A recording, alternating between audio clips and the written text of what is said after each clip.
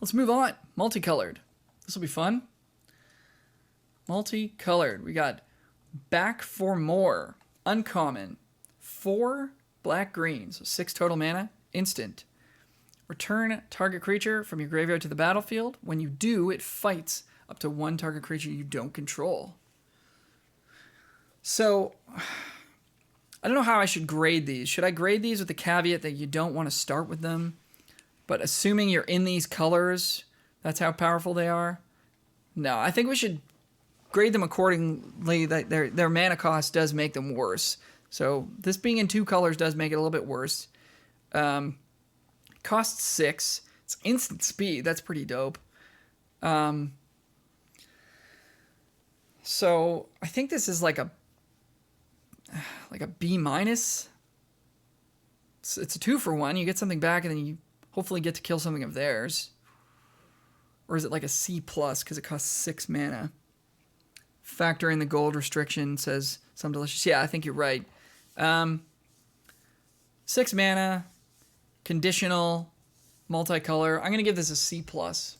But I mean, yeah, if you're in these colors and you have big stuff in your graveyard, this is gonna be really powerful when it goes off. But there will be games where it's in your hand and you're dying and you can't cast it in time, or nothing in your graveyard is big enough to do the thing you need to do. So next card is Boneyard Lurker. Uncommon. 2 black green. Total cost 4. It's a 4/4 creature. Nightmare Beast.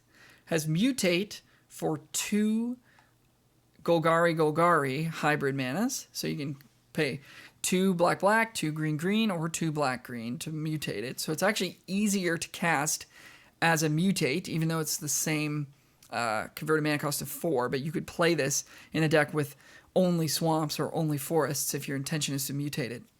So that's kind of an interesting design choice there. Whenever this creature mutates, return target permanent card from your graveyard to your hand. Oh boy, that's good. So, yeah, this. Oops, don't mind me. This card's really good. So it goes in a green deck, it goes in a black deck, it goes in a black-green deck.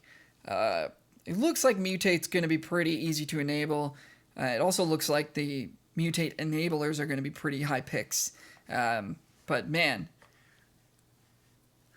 this is pretty gross. And I mean, if you mutate it onto it afterwards, you're getting stuff back.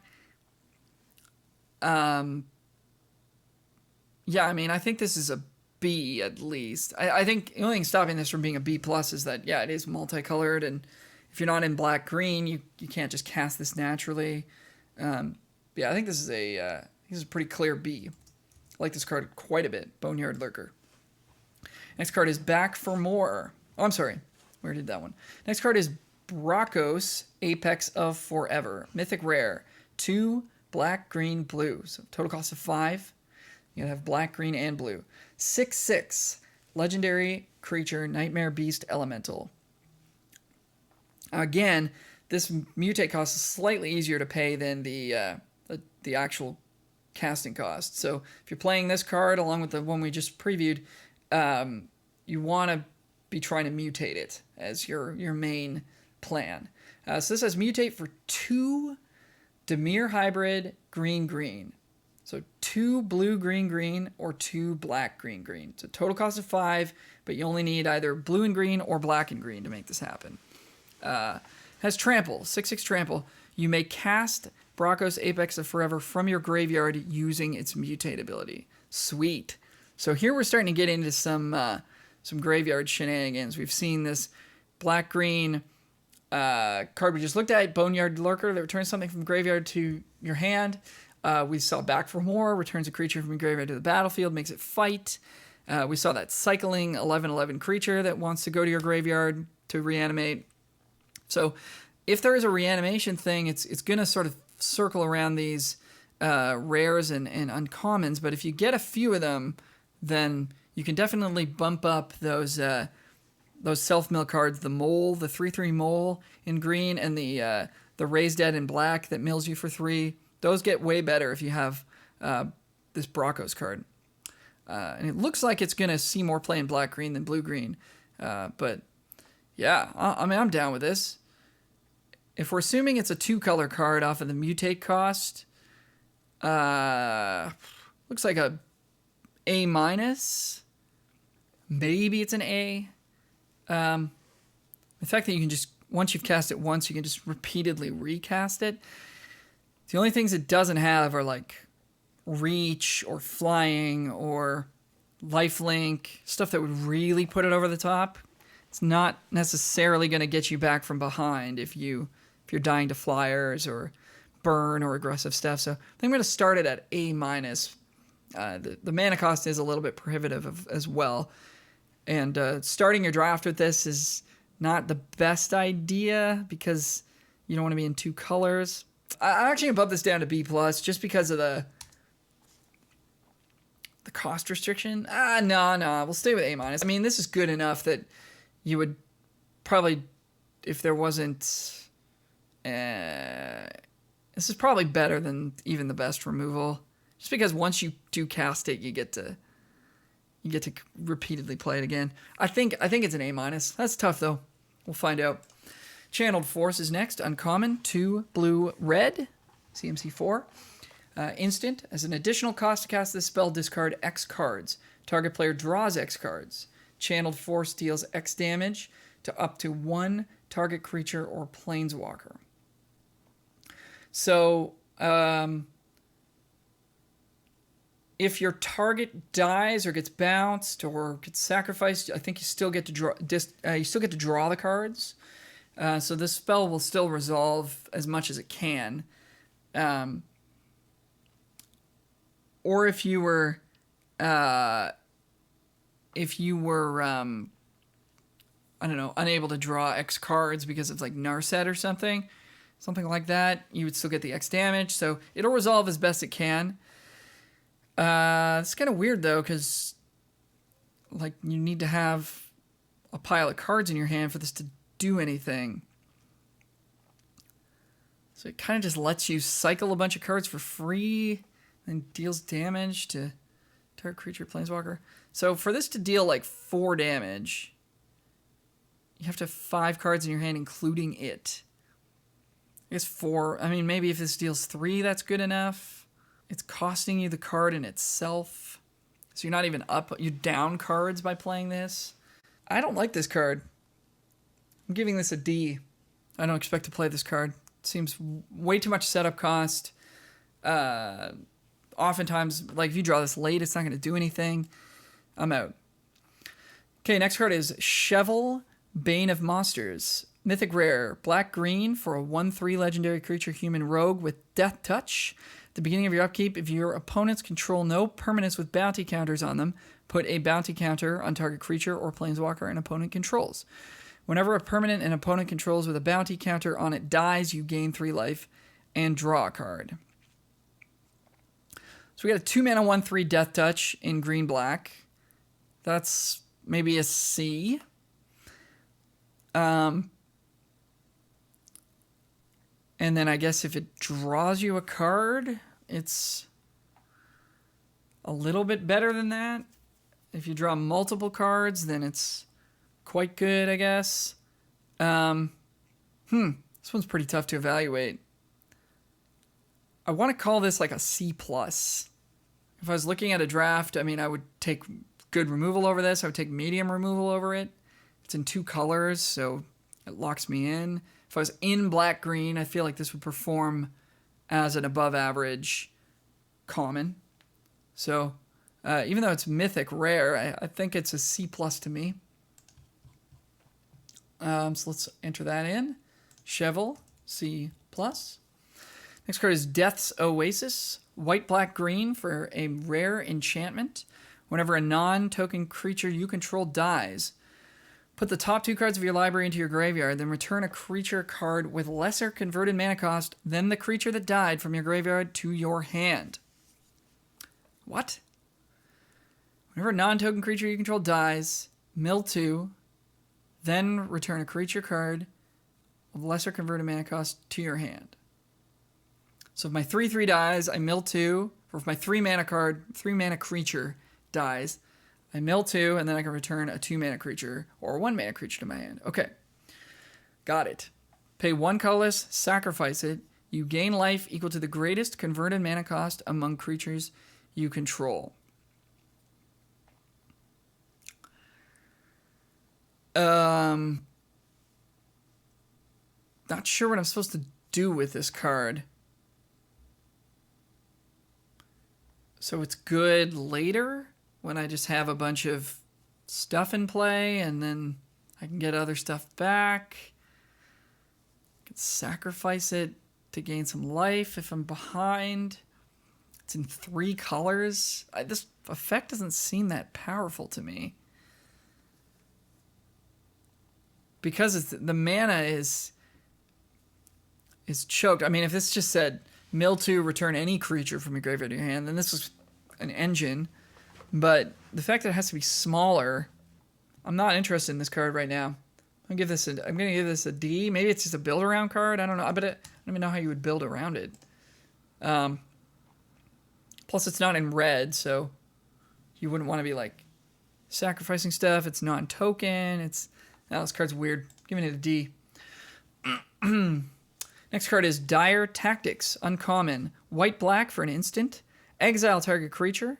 If you don't control a human, you lose life equal to that creature's toughness. So meant to be put in the humans deck, obviously, but you can play it otherwise, and it's still pretty good. 2 mana kill anything. Exile, especially. I mean, you'll take 5, you'll take 6 off of this just to kill something important. Yeah. Like this card a good amount. I mean, if it wasn't in 2 colors, it'd be even better. Is it a B? Or is it like a B minus? I think it's worse than...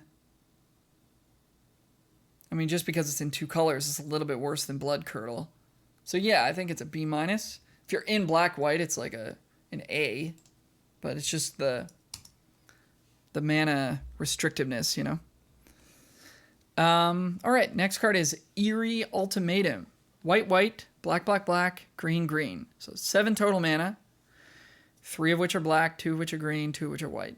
Sorcery at rare. Return any number of permanent cards with different names from your graveyard to the battlefield. Yeah. With different names. So you can get a pile of creatures back. I mean, in limited, most of your cards are going to have different names.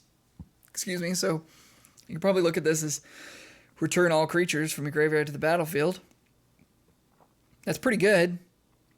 Especially if you're black-green and you're doing some self-mill stuff.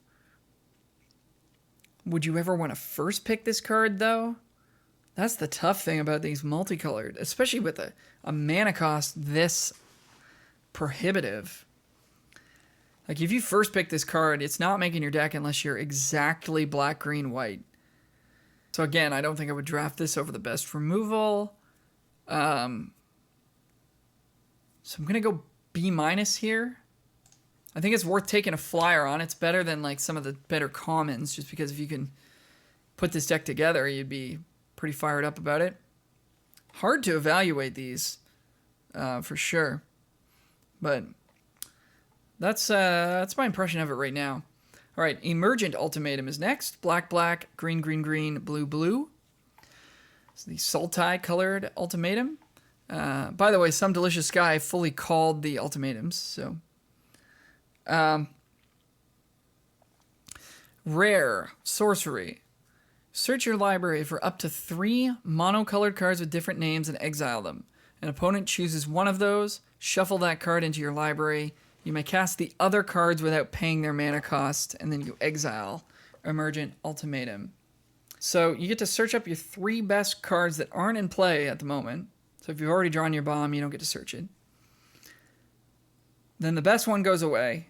So your second and third best cards in your deck that are left, you get to play for free. It's a 7 mana card. So maybe you're getting like 10 mana worth of stuff out of it. But the casting cost is super prohibitive. I guess one of them could be like a removal spell or something. That'd be pretty cool. Or both of them could be. But then what if you have like a couple of creatures you want to get and a removal spell, if you don't have 2 removal spells to get, your opponent can always prevent you from casting the removal spell. If that's really what you need, you're never going to get the thing you really need out of this. So unless you're in black, green, blue, and you can expect to cast this reliably, it's not going to, like, ever win you the game on the spot, right? So I think I want to go C+ on this one. This doesn't seem that powerful to me. Next card is Frontland Felidar. Rare. 2 green-white for a 3/5 creature cat beast with vigilance. It's a lot of stats for 4 mana. Creatures you control with vigilance have 1 and tap to tap target creature. That's real good. So what you can do with this is attack, hold priority, so hold control on arena. Attack with this creature with vigilance, won't tap, and then before blocks you can tap it and tap their blocker. So for 1 mana. So that's real good. If you have multiple creatures with vigilance, you can just tap their whole team down at the end of turn and then attack them, and then your guys don't tap, and then their turn starts. You've still got all your guys on tap. End of their turn, tap their whole team again, untap, attack them. That's really powerful. So I like this card quite a bit.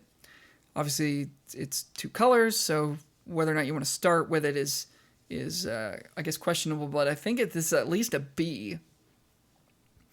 And it'd be a tough choice of this versus some of the good removal, but I like this card quite a bit. Maybe I'm just biased towards green-white. Being able to tap any creature is really good. So I'm going to give this one a B. Emergent Ultimatum. I'm sorry, we already did that one. General Kudro of Dranith. Mythic Rare.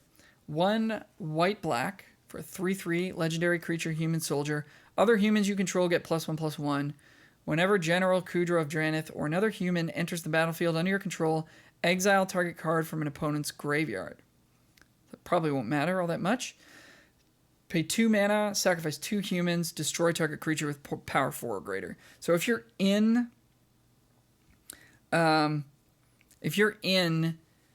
the black-white humans deck, this is like a bomb for you. Otherwise, would you want to start a draft with this? I mean, not really. So this is another tough one. This is just kind of a build-around card / if you're in black-white, you'll play it. It's 3 mana, 3/3. I suppose if you're in black-white, you're in black-white humans. It sacks 2 humans to destroy another creature. Yeah. This feels like a B to me. I mean, sacking 2 of your own creatures to kill something of theirs, that's a little bit conditional. This feels like a B to me. Hard to grade these multicolor cards. Some delicious guy in chat saying the environment is slightly less friendly to allied colors as compared to enemy pairs because of the fixing and support at uncommon. All right, good to know. Yeah, I mean, I guess the common lands are all evenly spread out, but the uncommon wedge style crystals, I guess, are more likely to tap for enemy colors. They do still tap for 1 on-color pair, but 2 off-color pairs. So a little bit easier to be off-color than on-color in terms of allied versus enemy. Good point, definitely. All right, next card is General's Enforcer, uncommon, white-black for a 2/3 creature human soldier. Legendary humans you control have indestructible. I feel like we've only seen General Kudro as being a legendary human, if I'm not mistaken. But that probably isn't going to come up too much anyways, in terms of commons and uncommons. But 2 mana, 2/3 with the human subtype is pretty sweet. It has an activated ability to white-black to exile target card from a graveyard. If it was a creature card, create a 1/1 white human soldier creature token. So this thing is a 2-drop with good stats that can create human tokens. So I like that quite a bit. Unfortunately, it's double-colored. So I think because of that, we'll give it a B-. But if you're in this deck, this is exactly the card you want. Next card is Genesis Ultimatum. It's a rare. Green, green, blue, blue, blue, red, red. So it's a teamer ultimatum. Sorcery. Look at the top 5 cards of your library. Put any number of permanent cards from among them onto the battlefield and the rest into your hand. Then exile Genesis Ultimatum. All right, so any permanents that you hit, so lands, creatures, enchantments, artifacts, you just put them straight into play. And then the rest, if any of them are spells, they go to your hand. Again, I'm not loving these ultimatums. Like, how good is this really?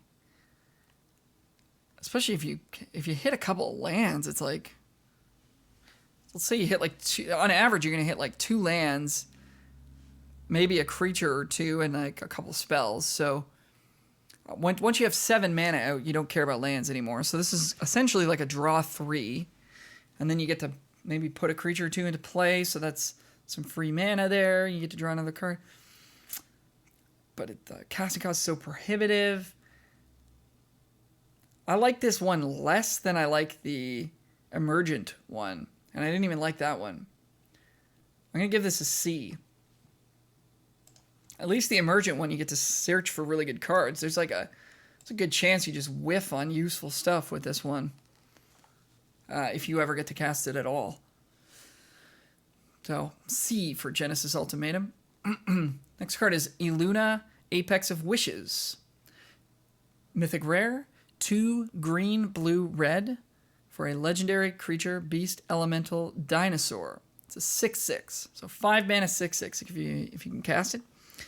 Mutate for 3 Gruul Hybrid, blue, blue. So either 3 green, blue, blue or 3 red, blue, blue. So this goes in either a green, blue deck or a red, blue deck.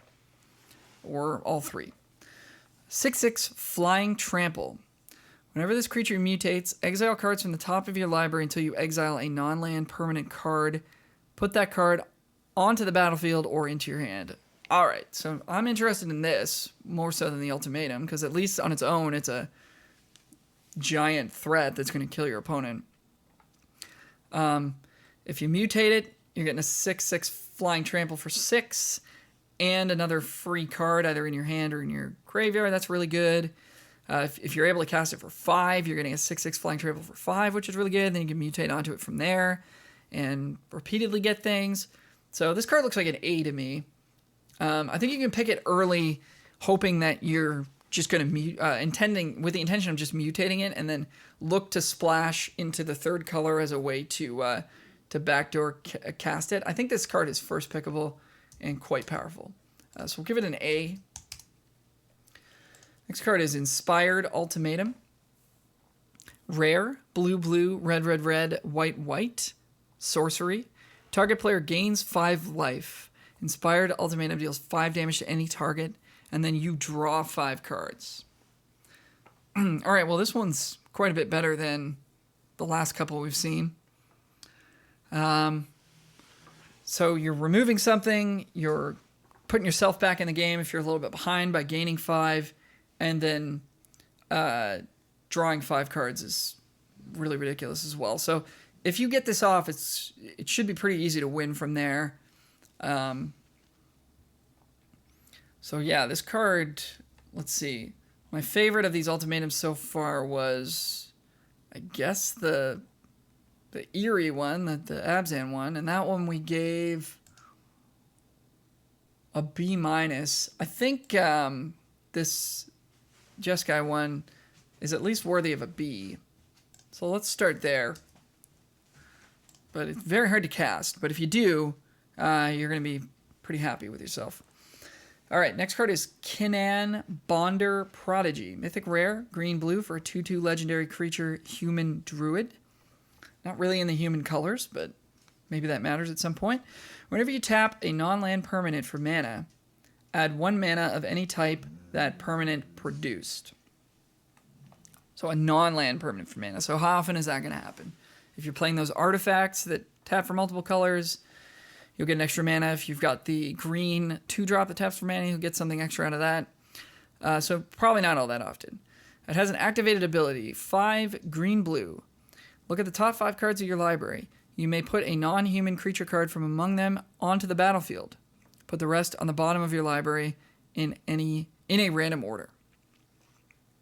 A non-human creature card. So I mean, is this like a C? I guess if it was in one color, it might be like a C plus because it's got some late game action to it. That's quite a good late game ability, though. You just have to have enough density of non-humans in your deck that you can expect to hit. But top 5's digging pretty deep. So once you can start activating this, you're going to be pretty happy with that. And 2 mana 2/2 isn't the worst.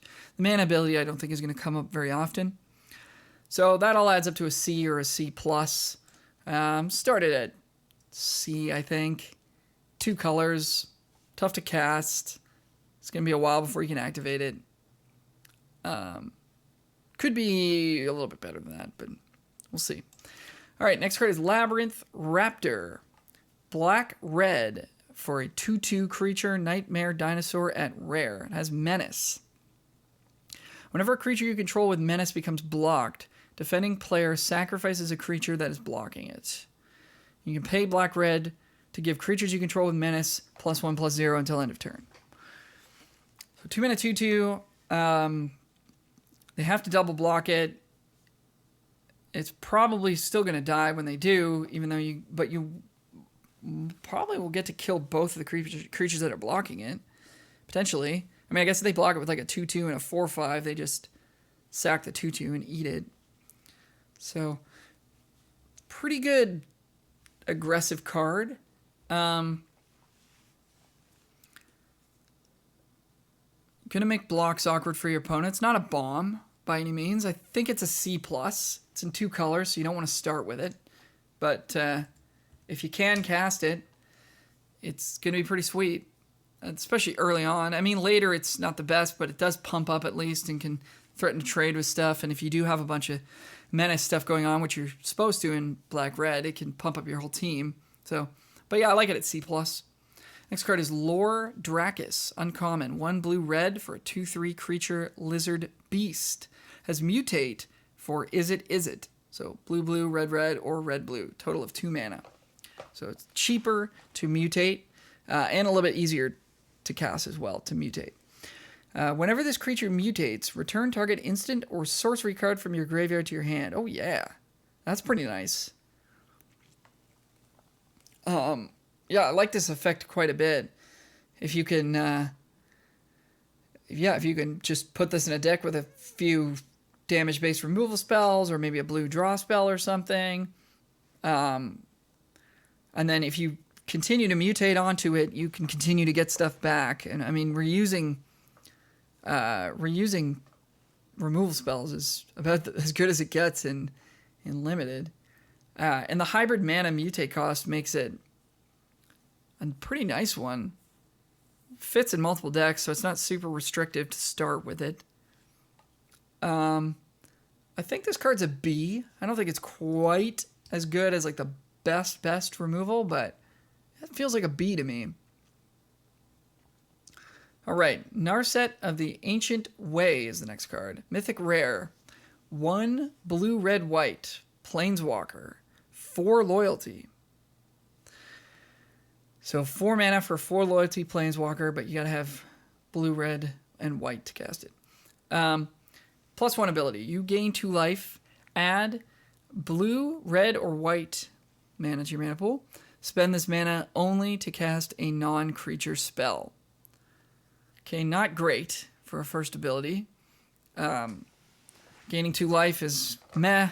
You may not have a non-creature spell to cast with it, and you won't be able to cast it on the turn you play it, most likely. So this will be like, the next turn, you're +1ing and maybe ramping into something. Let's see what the -2 is. -2, draw a card, then you may discard a card. When you discard a non-land card this way, Lair of the Ancient Way deals damage equal to that card's converted mana cost to target creature or player. So this could be any card in your hand that you want to discard. You draw a card, and then you can discard any card in your hand, and equal to that converted mana cost will deal damage to a creature. So I could see playing this and just -2ing it right away, knowing you've got something in your hand. It could be a creature as well in your hand. Just discard it, kill something of theirs. You got to draw a card out of the deal, so kind of like a 1-for-1, but then you have a Planeswalker in play, and if they can't deal with it, then it starts to tick up. -6, you get an emblem with whenever you cast a non-creature spell, this emblem deals 2 damage to any target. That's obviously absurdly good, but we won't expect to get there. So Narset doesn't really protect herself that well. You have to have something big in your hand to use that -2, and then she's down to 2 loyalty, so it's pretty susceptible to just getting attacked down or burned out somehow. Prohibitive to cast. The +1 ability isn't super powerful. The -2 ability, after the first time you use it, may not be all that powerful. Yeah, this is kind of weird. I don't expect to be picking this early. This would be the kind of card where you'd open it or get past it later on and just happen to be in the colors where you could make it happen. But even on the splash, like if you're blue-red and you're like, oh, maybe I'll pick this up, try to splash it, that might not even be that good. I'm going to give her a C+. Hard to say. These are all hard to evaluate, these triple color cards especially. All right, next card is Necropanther. Uncommon. 1 white-black for a 3/3 creature cat nightmare. So 3 mana, 3/3.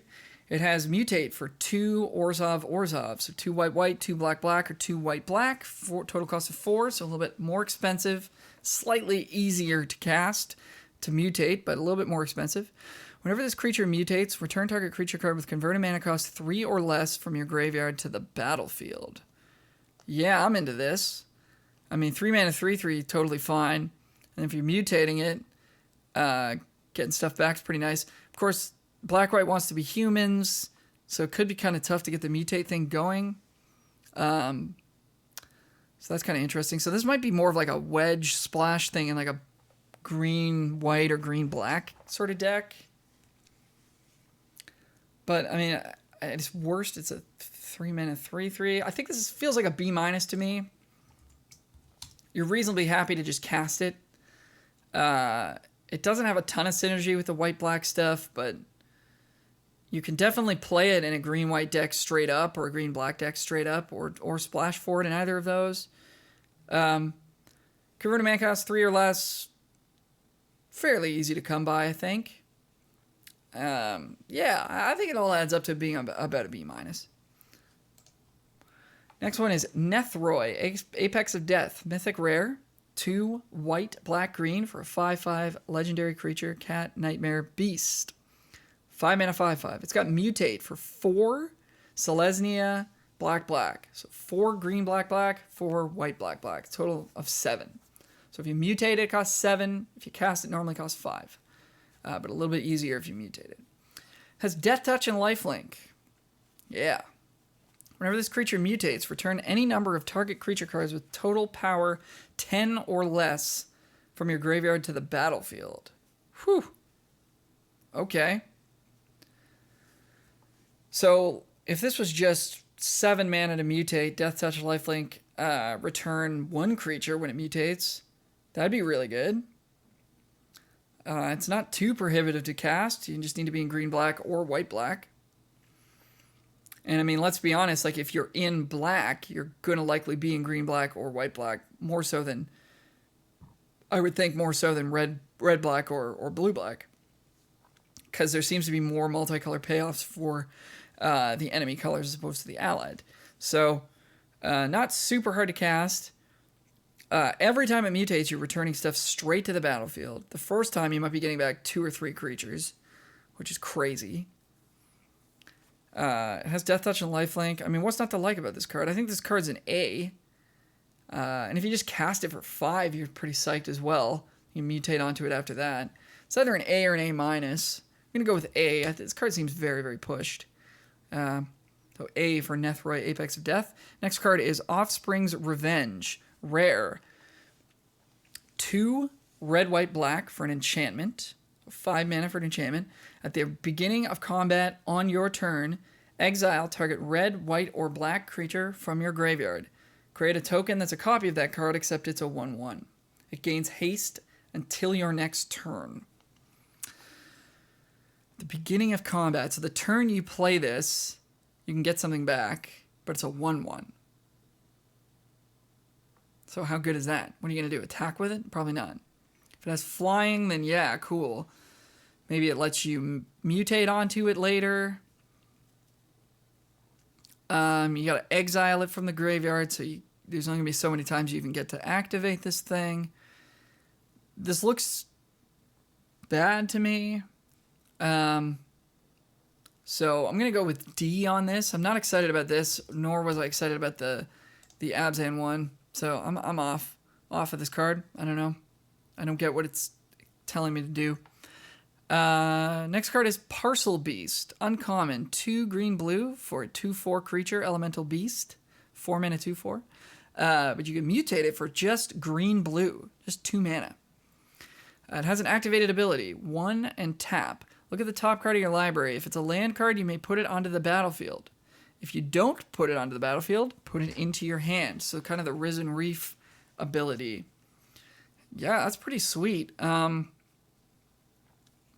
you're essentially just drawing an extra card every turn if you have this in play, and it can sit there and block for you. I don't know how often you're even going to really need to mutate it for 2 mana, but you could. This card seems very powerful to me. I'm willing to give it a B. Risen Reef was a B, and it was much more fragile than this, and this, I think, asks even less of you, because, like, the Reef needs you to continue to play elementals for it to do anything. This is, like, you don't need any creature synergies. You can just pay 1 and tap it every turn and keep drawing cards. So I like this at B. It could be even B+. This is quite a good card. I like this card a lot. Okay, next card is Primal Empathy. Uncommon. 1 green-blue for an enchantment. 3 mana for enchantment. At the beginning of your upkeep, draw a card if you control a creature with the greatest power among creatures on the battlefield. Otherwise, put a +1/+1 counter on a creature you control. So if you got the biggest thing, you get to draw an extra card. It's a little bit win more. But if the board is stalled, then you're going to be pretty happy about drawing extra cards every turn. Now, the fail case is you just get to make something bigger. So eventually you will have the biggest thing, and you'll get to start drawing cards. This card seems kind of good. Doesn't trigger till your upkeep, so you got to wait a turn before you get anything out of it. But once it's in play, if the board is stalemated, this is going to tilt the game in your favor reasonably quickly, I would think. Especially if you've got creatures with flying to put +1/+1 counters on. So the only thing is it's pretty slow, right? Like, for 3 mana, you kind of just expect to draw 2 cards right away. Like, that's Divination or Lead the Stampede or whatever, right? But this is going to take multiple turns before you actually hit those 2 cards. By the time you hit 3 cards, you really feel like you gotten away with something.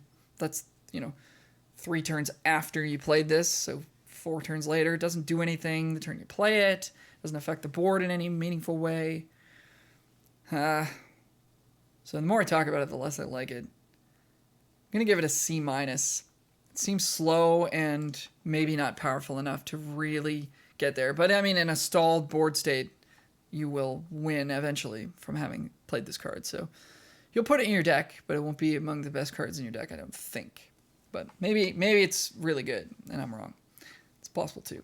Next card is Quartzwood Crasher. This is a rare.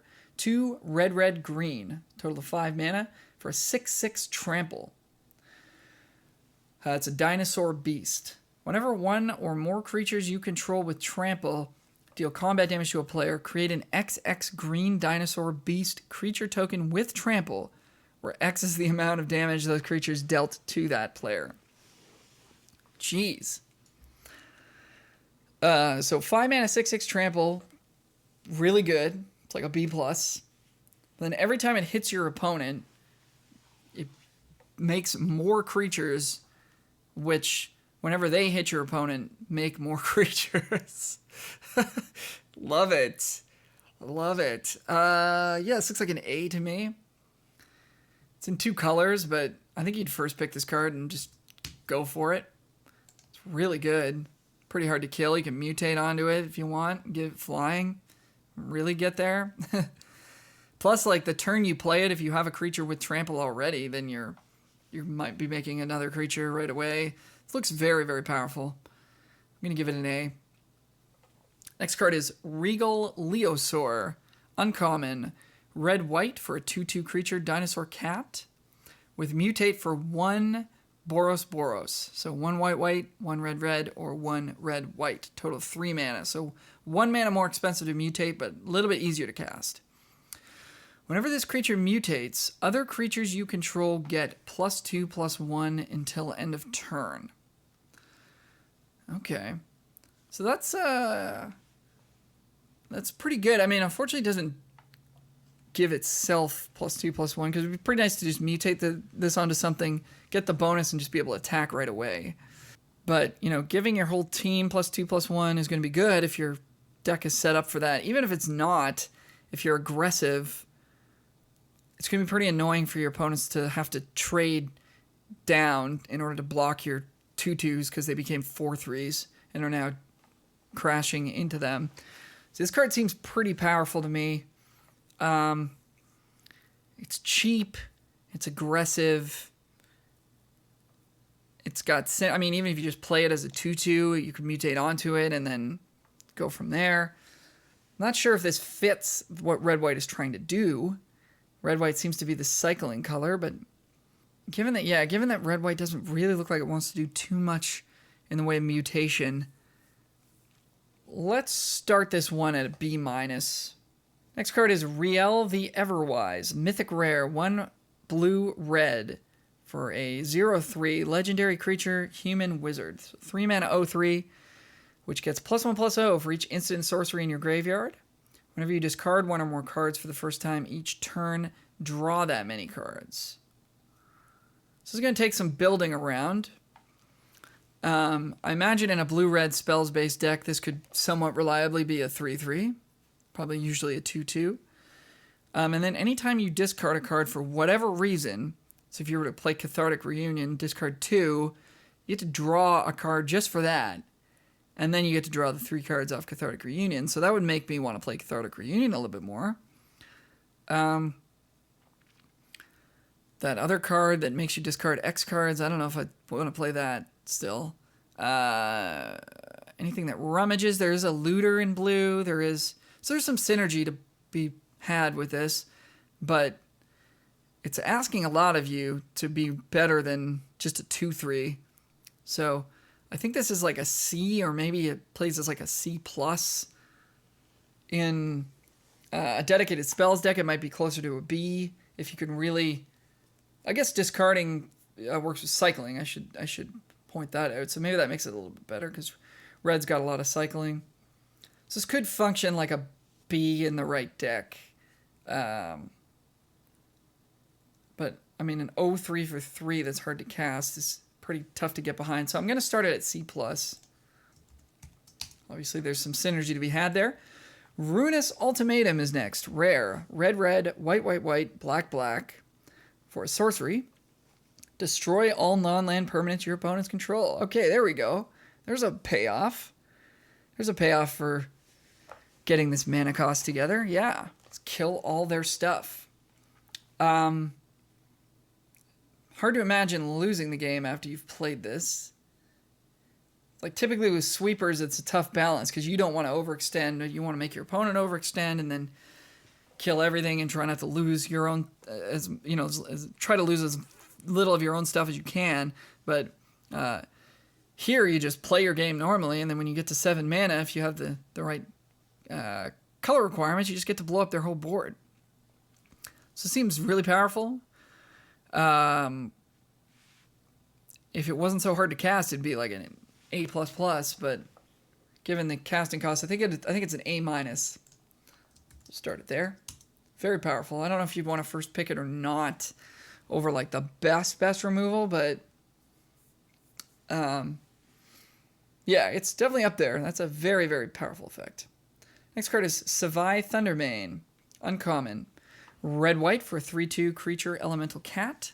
Whenever you cycle a card, you may pay 2. When you do, Savai Thundermane deals 2 damage to target creature and you gain 2 life. Woo! Here we go. Here's a cycling payoff. So by itself, it's totally serviceable 3/2 for 2, which is fine. I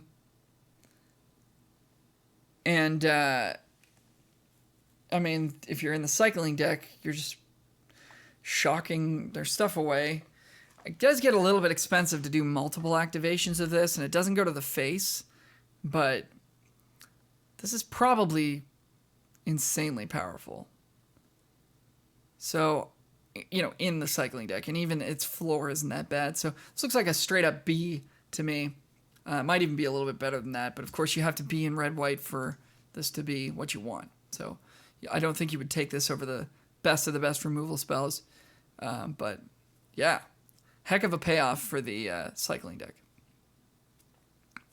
Enables you to win games, says some delicious in the chat. Enables you to win the game. Is that the ultimatum you're talking about, I'm assuming? Pretty powerful. Yeah. Uncommon is next. The uncommon is, excuse me. Ugh. The words are not coming out anymore. Skull Prophet is next. This is an uncommon for black-green. It's a 3/1 creature, human, druid. It taps to add black or green. And it also taps to mill yourself for 2.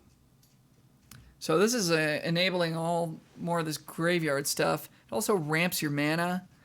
It also blocks pretty well. Like a 3/1's a pretty good blocker. In a pinch, it attacks for 3 damage. Kind of just seems to do everything that green-black wants to do. The only thing it doesn't do is enable mutate, because it's a human. So I think this is like a C+ or a B-. The green 1/3 that taps for mana was a C+. This is not better than that because it's in 2 colors. So I'm going to give it a C+ also. But in a vacuum, I would pick the mono-colored one over it.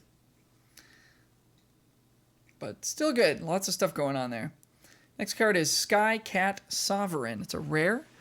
White-blue for a 1/1 flying. It gets +1/+1 for each other creature you control with flying. So it's like the anti-lord. Instead of pumping your other creatures pump it. You can pay 2 white-blue to create a 1/1 white cat bird creature token with flying. Oh yeah. So, I mean, on its own, it's slow and small, but keep in mind it can be mutated onto. It can create an army of its own. And, you know, itself gets bigger. So in this case, this card can win the game by itself pretty handily, albeit a little bit slowly. But, man, yeah, I like this at B+. It enables mutate. It makes other token creatures that can be mutated onto that have flying, which is great for mutate.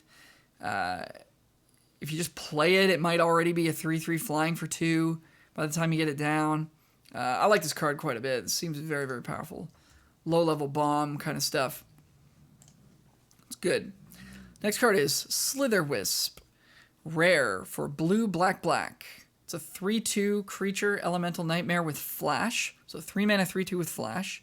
Whenever you cast another spell that has flash, you draw a card and each opponent loses 1 life. Okay. Shouldn't be too hard to find a few splash cards to put into your... find a few flash cards to put in your black-blue deck. 3 mana 3/2 flash, totally reasonable.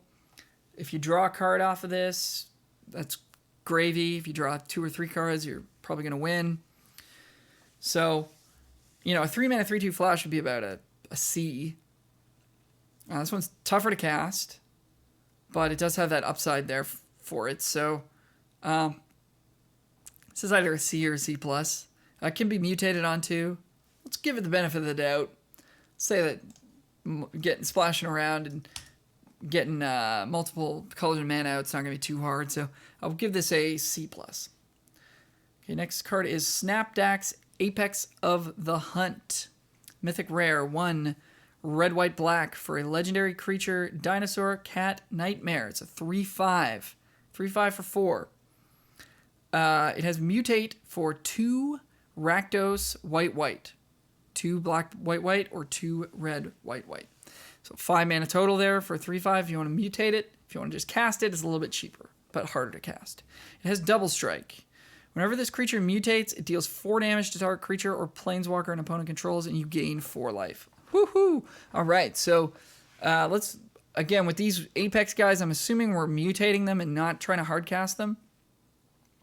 So 5 mana, 3/5 double strike, that Flame Tongue Kavu's something, and you gain 4. I mean, yeah, it's really good. This thing is also attacking for 6. As a double striker, if you have further mutations on it, you know, you get to kill other stuff again. Yeah, this is really good. This is like an A. If it was monocolor, it'd be an A+. But shouldn't be too hard to cast, and that's a card I'd be pretty happy to start my draft with. So, love it. Song of Creation is next. It's a rare. It's an enchantment. It costs 1 green, blue, red. And it says you may play an additional land on each of your turns. When you cast a spell, draw 2 cards. At the beginning of your end step, discard your hand. Ooh. This would be a fun card to try out. I mean, eventually you're going to get to the point where you have so much lands, you have so many lands in play that the discard your hand clause doesn't really matter because you can just play everything out every turn. I guess you'd have to be careful about decking yourself, though, because every time you play a spell, you draw 2 cards. Costs 4. You don't get anything out of it until the following turn, but at that point you just draw 2, and that pretty much pays for the fact that you had to play this card in the first place. I guess the turn you play it, though, you're discarding your hand. So that's a little weird. So when we really think about it, there's no way to ensure that you get to play a spell after this, unless you were to, you know, cast this and a spell in the same turn. At which point, this is like a 7 or 8 drop. And if you just cast this on 4, it's going to be like 3 or 4 turns before you're able to snowball into something actually good. And by then, you're probably dead. So actually, yeah, the more I look at this card, the worse I think it is. I think all these enchantments so far have been bad. D for Song of Creation. Not looking to play this, not looking to pick it early. There might be a scenario where if you had that and the mythic rare red-blue creature, you could sort of mitigate the discarding your hand part of things. Or if you have stuff that cares about you discarding cards, you could maybe abuse that a little bit. But I don't know, man. Discarding your hand in limited is generally not good. So I think I'm out. Next card is Sprite Dragon. Aw. Red-blue for an uncommon 1/1 creature fairy dragon with flying and haste. 2 mana, 1/1 flying haste. Whenever you cast a non-creature spell, put a +1/+1 counter on it. Yeah, so, I mean, this is your blue-red spells payoff right here. If you can turn this into... I mean, this reminds me a little bit of Dimir Spybug from Guilds of Ravnica. It didn't take much for that card to be... You know, you already wanted to be playing cards with Surveil, so making that thing bigger every time you played one was just, like, amazing. Same with this card, like, you play this, you play your Fire Prophecy, you play your, I don't know, your Divination or whatever. These are things you already want to be doing, and it's growing your flying threat to a 3/3 or 4/4. Pretty soon it's killing your opponent. So, 2 colors, of course. You want to be in that deck. Yeah, I like this at B-. Obviously, not a card you can play if you're not in blue-red. You wouldn't want to splash this because it would just be too low impact late in the game. So you want to be in blue-red before you'd really want this. So you wouldn't take it over the premium removal, but be a card you could take a flyer on. As a 3rd or 4th pick, it could definitely be a signal. Next card is Titan's Nest, another one of these enchantments. It's rare, 1 black, green, blue. At the beginning of your upkeep, look at the top card of your library. You may put that card into your graveyard. So surveil 1 every turn. Exile a card from your graveyard to add colorless mana. Spend this mana only to cast a colored spell without X in its mana cost. Okay. All right. So if you've got like 4 or 5 cards in your graveyard, if you've been doing some self-mill stuff, you cast this on 4, and turn 5, you can just exile your whole graveyard, add a few mana, and just play something huge. Plus, it's giving you the surveil every turn, so you can bin lands if you don't need them anymore.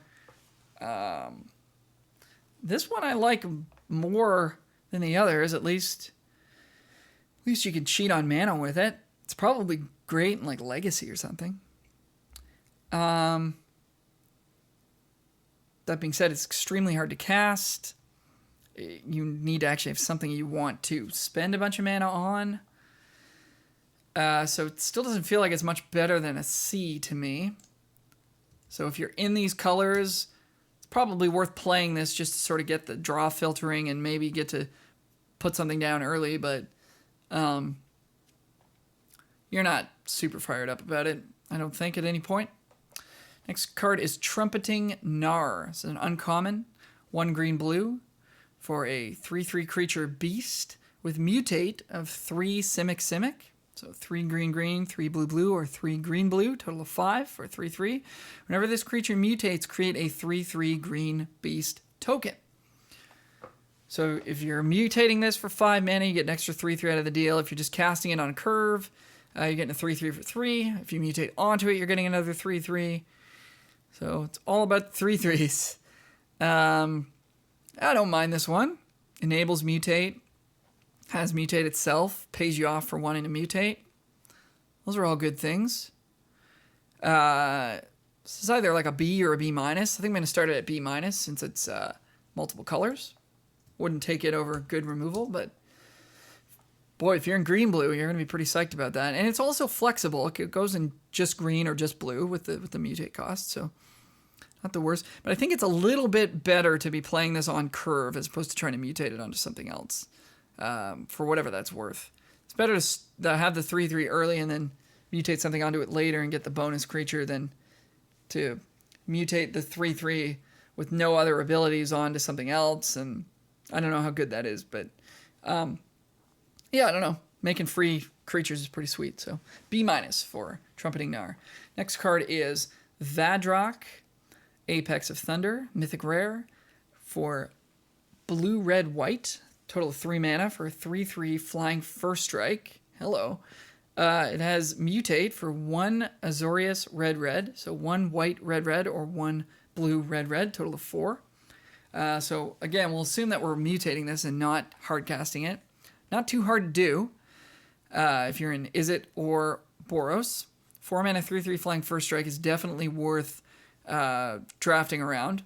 Whenever this creature mutates, you may cast target non-creature card with converted mana cost 3 or less from your graveyard without paying its mana cost. So if you've already cast your Fire Prophecy, jam this thing down, cast it again for free. Or your Divination, or whatever else. It doesn't work so well with, like, Divine Arrow. But,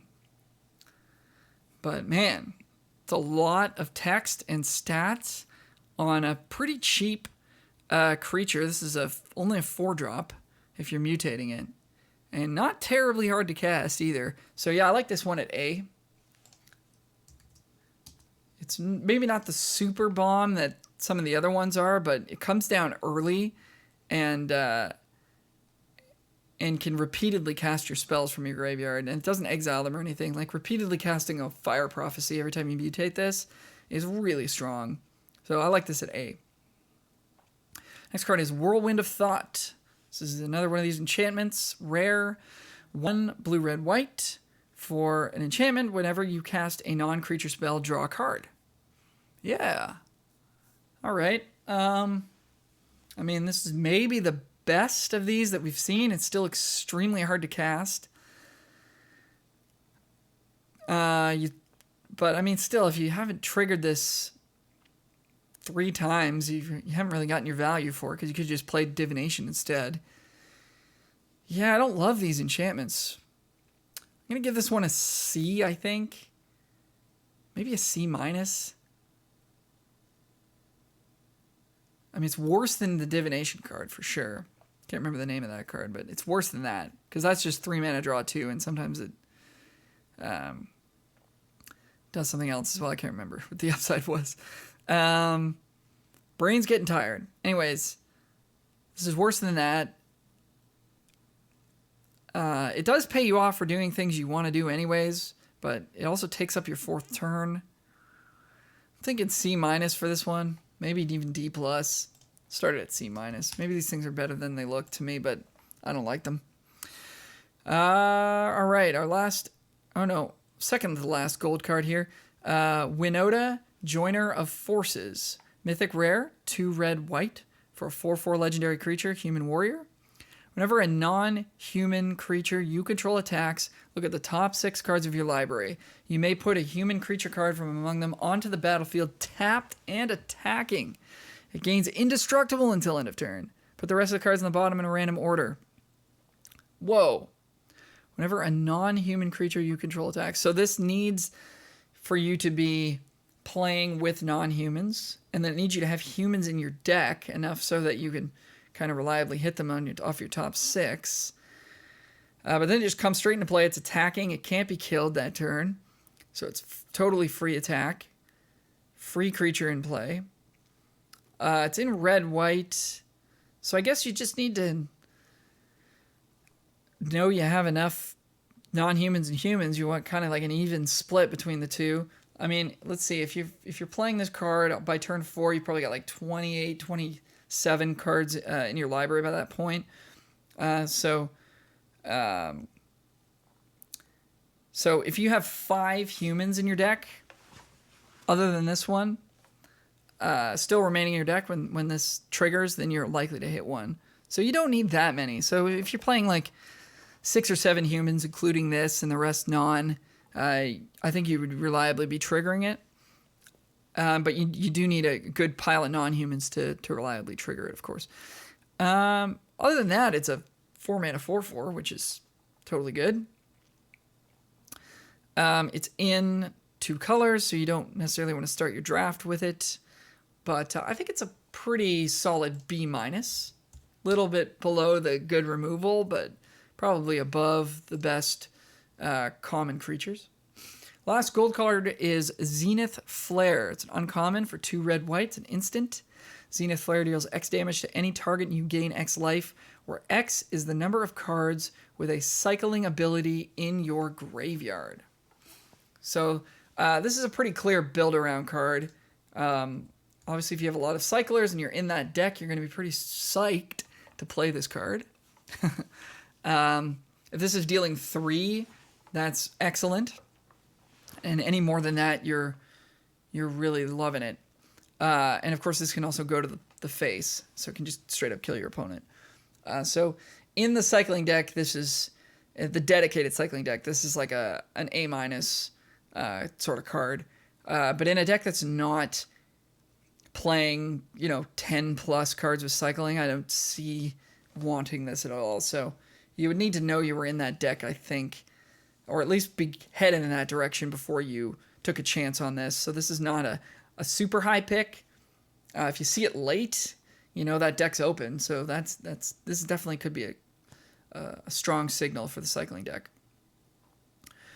All right, now we have some hybrid mana cost cards. Alert Heedbonder is first. This is an uncommon.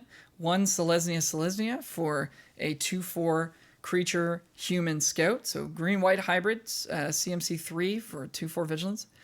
At the beginning of your end step, you gain 1 life for each creature you control with vigilance. So the thing about these hybrid mana cards is they look like they should be worse than monocolored cards because they're multicolored, and we've been become accustomed to sort of grading those a little bit lower because they're more difficult to cast. But hybrid mana cards are actually easier to cast. This can go in a white deck, any number of white X decks. It can go in any number of green X decks, and it can go in green-white as well. So these are actually, they get a little bit of a bump typically because they're easier to cast. And they tend to be pretty powerful. This one is no slouch. I mean, 3 mana, 2/4 Vigilance is pretty good, and it's a human, so it's going to work with your human stuff, and it'll gain you a couple life over the course of the game as well. So it's just a solid sort of bunch of stats all piled into one creature. So I like it at C+ for that reason. Next card is Cunning Nightbonder. It costs Dimir, so 2 blue-black hybrid mana. It's an uncommon 2/2 creature, human rogue. Again, this fits into the humans deck. So if you're playing black-white humans, you can just play this as a black-black 2/2. Has flash. It says spells with flash you cast cost 1 less to cast and can't be countered. So in a dedicated blue-black flash deck, this is going to be pretty sweet. It's going to sort of add a couple of mana over the course of the game, make your spells cheaper. Can't be countered isn't going to matter a ton. But, you know, it's going to be a nice little bonus. So if you have a lot of spells that have flash, including creatures that have flash, by the way, you're going to want to prioritize this a little bit higher. By itself, a 2 mana 2/2 flash is not super exciting. And the hybrid mana symbols here, I mean, if you're playing black and not blue, it's a little bit prohibitive to want to be able to cast a 2-drop for black, and likewise for blue. So here it doesn't quite get the bump up of being easier to cast. But I think it's a solid card. I think it's like a C. And in the decks that really want it, it might be a C+. It's never going to be a over-the-top crazy card. Actually, you know what? I think it's a C-, and then it's a C+ if you really get there with the flash stuff. Fiend Artisan is next. Mythic Rare, 2 Golgari mana, black, green, for a 1/1 creature Nightmare. So 2 mana for a 1/1 Nightmare. Mythic Rare. It gets +1/+1 for each creature card in your graveyard. And it has an activated ability. X and black, or X and green, so X and a Golgari mana. Tap, sacrifice another creature, search your library for a creature card with converted mana cost X or less, put it onto the battlefield, then shuffle your library. Activate this at only any time you could cast a sorcery. So it's got kind of like a birthing pod-ish thing going on here, except you don't get to chain up on mana. But this thing gets bigger every time you do so. So if you're dedicated self-mill, I could imagine this being like a 3/3 or 4/4 for 2 mana, which is pretty nice. And obviously late in the game, it could be ridiculously huge. Sacrificing another creature to search for a creature of the same mana cost is not all that useful other than to grow this thing. So this doesn't work very well with tokens or anything like that. But it is inexpensive to cast and could provide you with some. It is a sack outlet, I guess. I'm sorry. I'm misreading this. X and tap, sack a creature. X or less, it has nothing to do with the creature's mana cost. It's just how much mana you spend. So this is actually really good. Sorry, totally misread that. So you can sack your tokens if you have them. You can sack your 1-drops, your 2-drops, whatever. Find the biggest thing you can, put it into play. So that's really good, actually. So this card looks like an A-. It's a little on the slow side, but if you live long enough, this is gonna pull all the good stuff out of your deck. The only awkward thing with this, I guess, is that like if you're searching up mutate creatures with it, you can't mutate them onto stuff as they're entering the battlefield because you didn't like pay their mutate cost. So that's a little bit of a non-bow, but I think the card advantage this provides is going to be, well, not exactly card advantage, but card quality this provides, and the fact that it grows bigger and bigger is pretty sweet. So this is either a B+ or an A-. I'm going to start at A-. It's Mythic Rare, so it's probably even better than I think it is. Next card is Gyruda, Doom of Depths. It's a rare 4 Dimir for a 6/6, so 6 mana 6/6. Ooh, our first companion card. So legendary creature, demon, kraken, companion. Your starting deck contains only cards with even converted mana cost. So basically, if you can fulfill that clause, you get to start with this card kind of in your command zone. You get to cast it from outside the game one time. You can only have one companion in any given game, and your deck has to meet the requirements. So this would be a little bit tricky to meet, but if you can do it, I mean, you could imagine playing a deck with no 1-drops and no 3-drops, right? Like, I've probably done that before. It's not the best, but no 1-drops is fine. No 3-drops could be a little bit awkward, but 2s and 4s, and then 6s, I could see that happening. When it enters the battlefield, each player puts the top 4 cards of the library into their graveyard. Put a creature card with an even converted mana cost from among those cards onto the battlefield under your control. Wow. So you get to mill yourself. You could just put one of the cards you mill. They're all going to be even if this is your companion. You can just put them into play. Or you can take something from your opponent's graveyard. And as soon as you hit 6 mana, you just get to cast this card. You don't have to draw it. It's like it's already in your hand. It's pretty insane. Companion seems very powerful to me. Now, that being said, even if you don't have this as your companion, it's perfectly reasonable to just put this in your deck. Play it for 6 mana. Goes in a blue deck, goes in a black deck. Doesn't have to be black and blue. And then it could, put a creature back into play that was in your graveyard even before it entered the battlefield ability triggered. You could just have a sweet even CMC creature in your yard, reanimate it. So these cards are going to be really interesting to play with. I think this is a B+. Thing is, if you draft it early enough, this might be an A. I'm going to give this an A- actually. If you draft this early enough, you can really try to make your deck work for it. And if you draft it later, it's fine. You just put it in your deck. It doesn't punish you at all. It's still good 6 mana 6/6 with upside. So I like that at A-. Next card is Gigantha the Wellspring. Rare. 4 and a Gruul hybrid mana. So 5 mana for a 5/5. Legendary creature, Elemental Elk. It's a companion. Its companion clause is no card in your starting deck has more than one of the same mana symbol in its cost. Okay. So you can't have multiple hybrid symbols. You can't have like something that costs 4 green in your deck. You could have something that costs 4 green-red. You just can't have multiple of the same. That seems doable. A lot of the better removal spells are splashable. A lot of the morph guys, or mutate guys are splashable, and like some of the apex ones don't have multiple of the same color in their actual casting cost, but they do have multiple of the same color in their mutate cost, but that's not counted here. It's just talking about mana cost. So you could even cheat that a little bit with some of the mutate guys. So it's a 5/5 for 5. It taps to add Wooburg.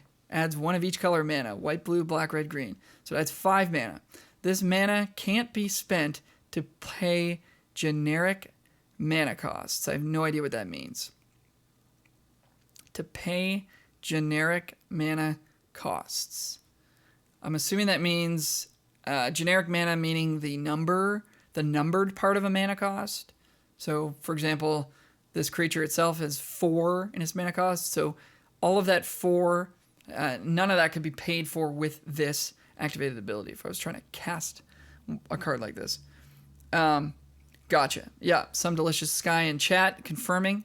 Yeah, so the numbered part of an activated mana cost or casting cost, you can't use this colored mana to pay for that. Now, that being said, this is really interesting because if you meet the companion cost, then you could assume that if you tap this to add this mana to cast something, the color requirements of whatever you're trying to cast are covered by this. So then all you got to worry about is using your lands to pay for the numbered part of the cost, right? So if this is your companion, you could play like some kind of crazy 5-color nonsense deck and count on having this once a game, and if it doesn't get removed, you can just cast whatever's in your hand. So that's really cool. So if you draft this early, you'd be looking to just go straight 5-color. Again, you just put this in your deck. It's 5 mana, 5/5. It can get mutated onto. It's totally fine. It adds a pile of mana. So there's, it's going to at least pay for 1 mana in most of your spells that you're trying to cast, if not 2. So this is all upside to me. This card looks like a B. Maybe a B-. I'm going to give it a B, since in draft you could work around it and maybe make something cool happen. Next card is Jubilant Skybonder. Uncommon. 1 Azorius for a 2/2 creature human wizard. 3 mana, 2/2. It has flying. And it says, creatures you control with flying have spells your opponents cast that target this creature cost 2 more to cast. So it makes your flyers a little bit harder to target, harder to kill, including this one itself. It's a human, so it does not enable mutate, so that's we're going to factor that into the grade. So it's like a Windrake that with a little bit of upside. It's kind of meh. It's a human with flying, so if you're in the humans deck and you've got some Anthem stuff going on, then that bumps it up a little bit. But I think it's just like a C, maybe a C+. I'm going to give it a C. It's actually kind of prohibitive to cast as a 1 white or 1 blue if you're not in blue-white. I think it all kind of adds up to just a C. Next card is Kahira the Orphan Guard. Rare. 1 Selesnya for a 3/2 legendary creature cat beast. 3 mana, 3/2. It has companion. The companion clause is each creature card in your starting deck is a cat, elemental, nightmare, dinosaur, or beast card. Not sure how hard that's going to be to fulfill. It's in green and white, so there should be a fair amount of beasts and elementals and stuff like that. Let's assume that that's doable. It has vigilance. Each other creature you control that's a cat, elemental, nightmare, dinosaur, or beast gets +1/+1 and has vigilance. So if you fill the companion clause, all your creatures get +1/+1 and gain vigilance, which is really good.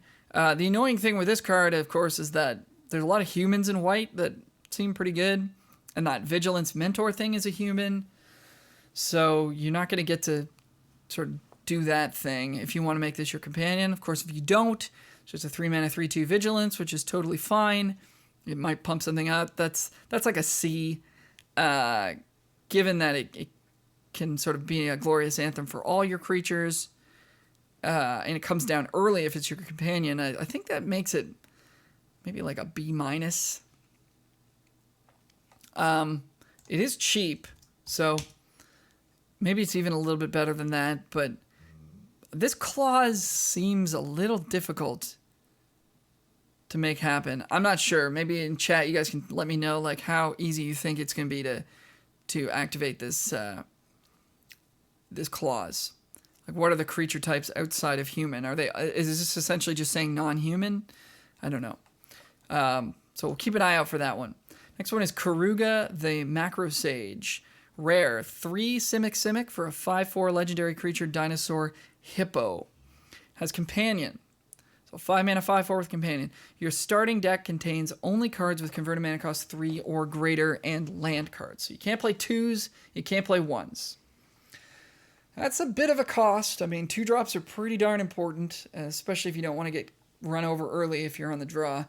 It's possible you could side if you win game 1, you know your opponent's gonna want to be on the play.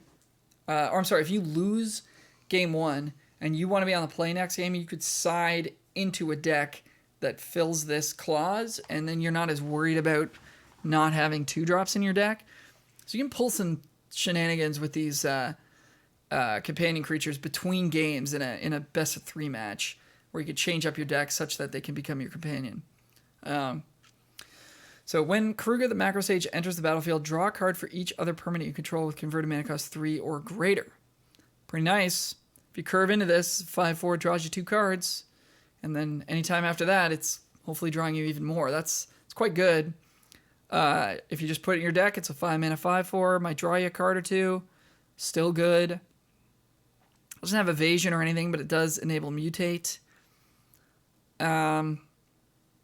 So I'm in for this at like a B. Yeah, I like this card at B. I think it's pretty likely to draw you 1 card, even if you're not companioning it. And then I'm sort of building the companion part into the rating here, because if you draft this early enough and you can make this your companion, I think it's extremely powerful to start the game with an extra creature in your hand, essentially, and a good one at that. All these rare ones are quite strong. Next one is Luris of the Dream Den. Rare. 1 Orzhov for 3/2. Legendary creature, cat, nightmare. So it's a 3 mana 3/2. Has lifelink. Has companion. Each permanent card in your starting deck has converted mana cost 2 or less. Ooh. Each permanent in your starting deck has converted mana cost 2 or less. Okay. That seems like a pretty big ask. During each of your turns, you may cast 1 permanent spell with converted mana cost 2 or less from your graveyard. I think I'm out on this one as a companion. However, as just a card in your deck, a 3 mana 3/2 lifelink is like a C+, and if you get a free cast out of it, that's pretty good, right? I don't think you can afford to... I'm not even sure if it's possible to draft a deck with only 2s and 1s. I don't even know if you'd end up with enough playables, to be honest. And then your deck would be such low power level. You'd be counting on this not dying to make up for the fact that your cards don't really do anything. I guess you could put like an ultimatum in your deck. You can put instants and sorceries that have converted mana costs of more than 2. But I think this is going to be a pretty tough one to pull off. But that's an interesting idea, at least. Well, it'd be really cool to see a deck with this as the companion that was good and functional.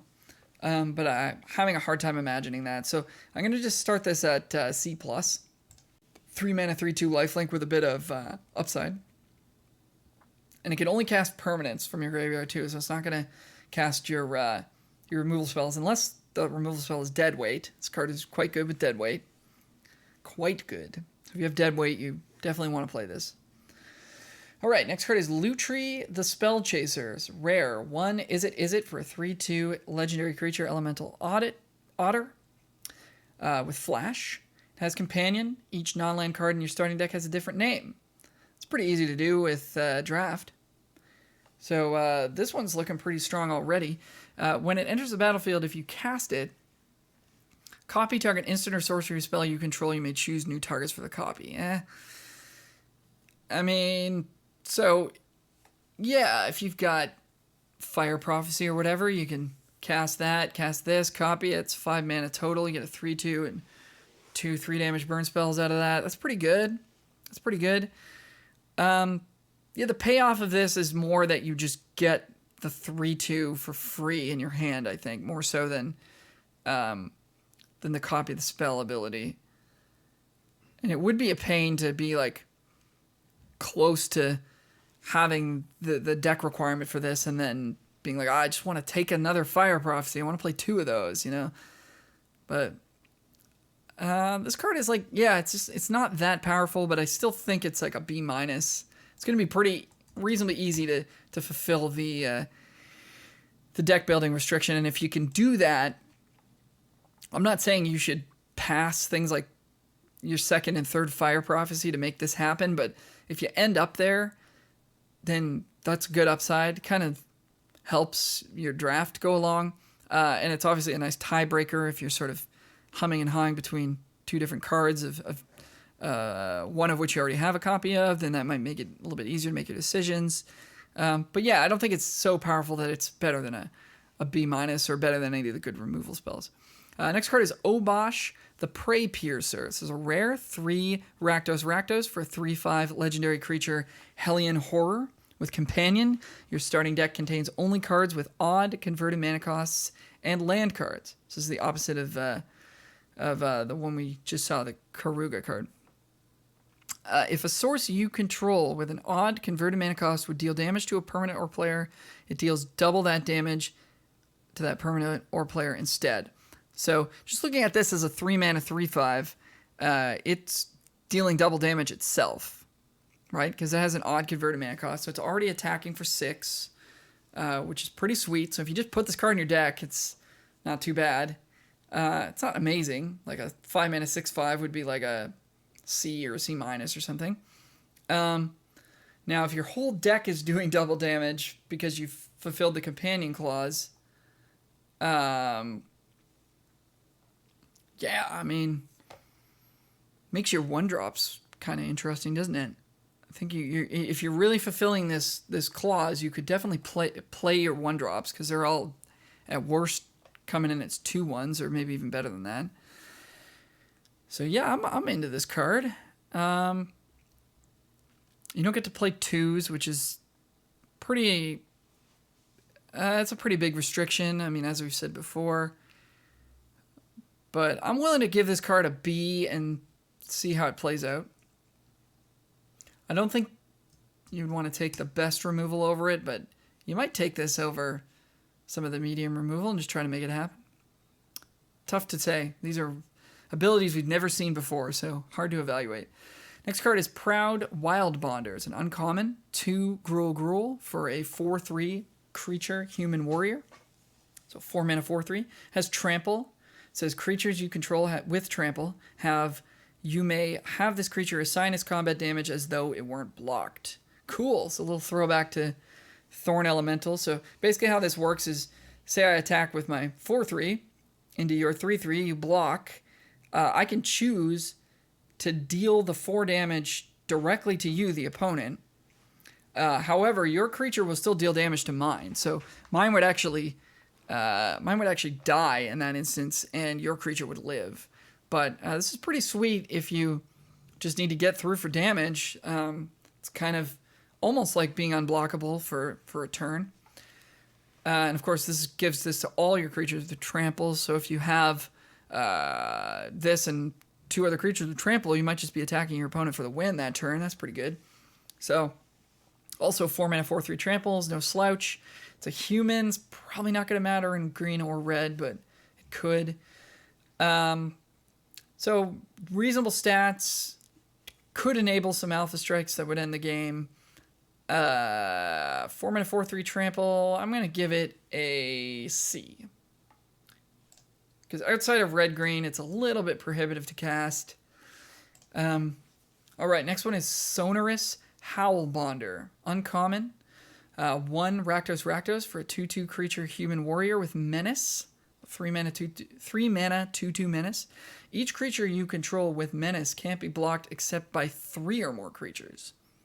So, I mean, this thing by itself is probably not ever getting blocked. And if you've got 2 or 3 creatures with menace, yeah, I mean, it's gonna be pretty awkward for your opponent to set up blocks. Like, multiple creatures with menace, even without this ability, are pretty sweet. It is a human. It is in black, so it could just be good enough in that deck. 2/2 for 3 is a little bit underwhelming, though. I like that it's kind of got its own built-in evasion, but if they just triple block it, then they're probably not even trading a creature for it.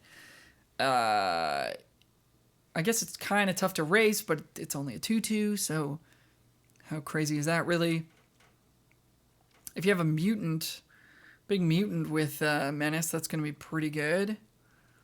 Force them to triple block. Yeah, by itself, it's not all that exciting. I think this looks like a C to me. I think you'll know if you want it. If you've got a lot of menace creatures, then sure. But if you don't, and you're not in a red-black, this card is not going to make your deck. Because it's hard to cast 2/2. All right. Next card is Umori the Collector. Rare. 2 Golgari for 4/5 legendary creature ooze. 4-mana 4/5. Has companion. Each non-land card in your starting deck shares a card type. Shares a card type. Does that mean super type or subtype or... Not sure what that means. I choose a card type. I'm assuming that means like creature or instant or sorcery. Someone in chat help me out. As Umori the Collector enters the battlefield, choose a card type. Spells you cast of the chosen type cost 1 less to cast.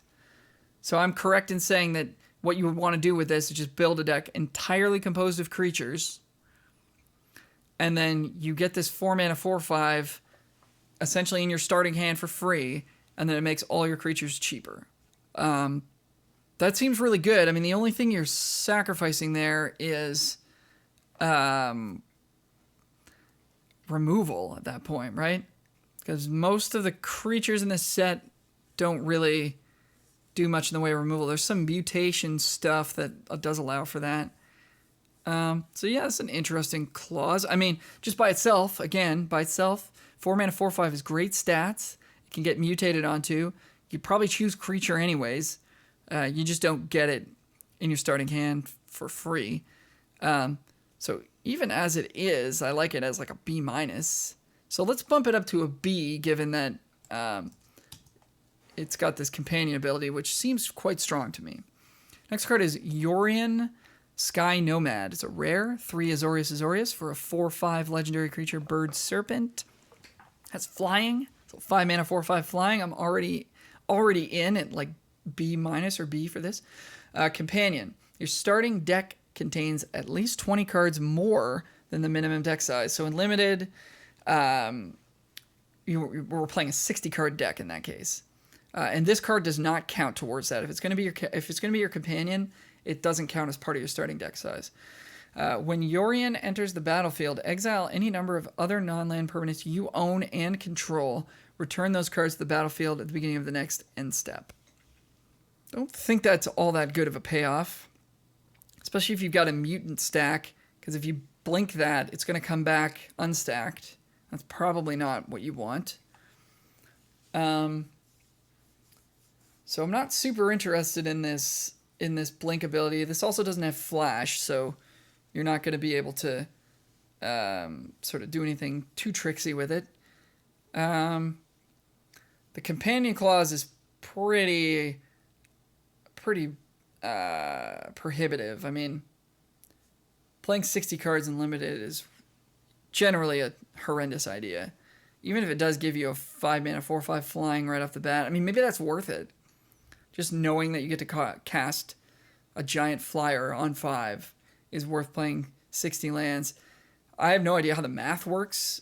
60 cards. I have no idea how the math works on how many lands you're supposed to play in that case, but that'd be an interesting Frank Karsten article to read.